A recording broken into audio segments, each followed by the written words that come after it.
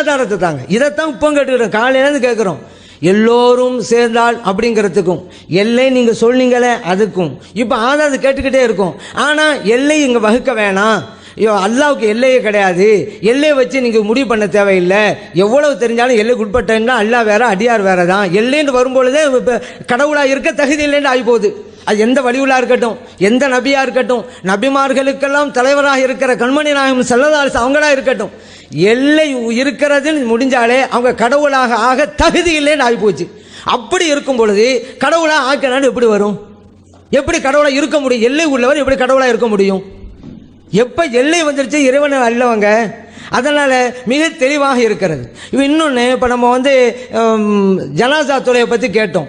அது குஃப்ருடைய நிலைக்கு தள்ளுதே, அந்த காரியத்தை ஏன் செய்றீங்கன்னு கேட்டோம். இது வரைக்கும் பதிலே கிடையாதுங்க.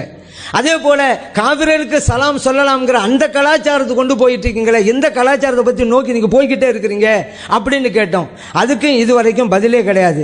ஆயிஷா சித்திகா ரலியல்லாஹு அன்ஹா அவங்க விஷயத்தில் நபி நாம் ஸல்லல்லாஹு அலைஹி வஸல்லம் தெரியாமல் இருந்தாங்க அப்படின்னு சொன்னாங்க. ஸல்லல்லாஹு அலைஹி வஸல்லம் அவங்களுக்கு அந்த விஷயமும் தெரியும். மக்கள் விஷயத்தில் தான் ஒரு நபி எப்படி இருக்கணுமோ அப்படி இருந்தாங்க. ஏன்னா சஹாபிகளும் இருக்கிறாங்க, முனாஃபிக்குகளும் இருக்கிறாங்க. அவசரப்பட்டு ஒரு முடிவை எடுத்தால் முனாஃபிக்குகளை குறை சொல்லுவாங்க.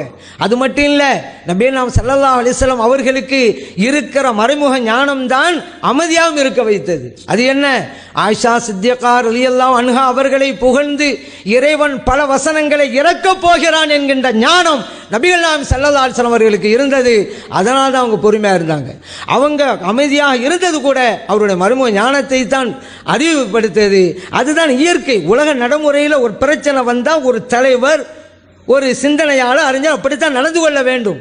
தடவை சொல்லலாம், சலாசலம் இருக்கிற ஞானம் உலக அமைப்புக்கு எப்படி நடக்கணும் அப்படி நடக்கணும். அந்த அமைப்பில் நபிகள் நாயகம் ஸல்லல்லாஹு அலைஹி வஸல்லம் அவர்கள் நடந்து கொண்டார்கள்.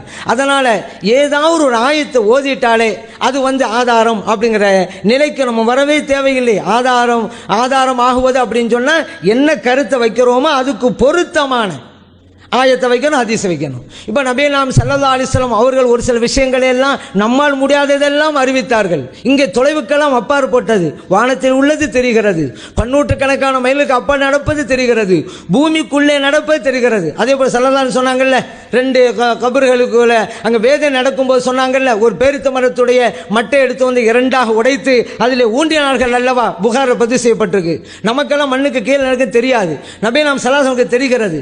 தெரிந்தாலும் அவர்கள் மனிதர் தான், இறைவனுடைய படைப்பு தான், அல்லாஹ் சொல்லிக் கொடுத்த அந்த ஞானம் தான் அவர்களுக்கு இருக்கிறது. எவ்வளவுதான் தெரிந்தாலும் எல்லைக்கு உட்பட்டு இருக்கிறது. இந்த நிலையில் இருக்கக்கூடியவர்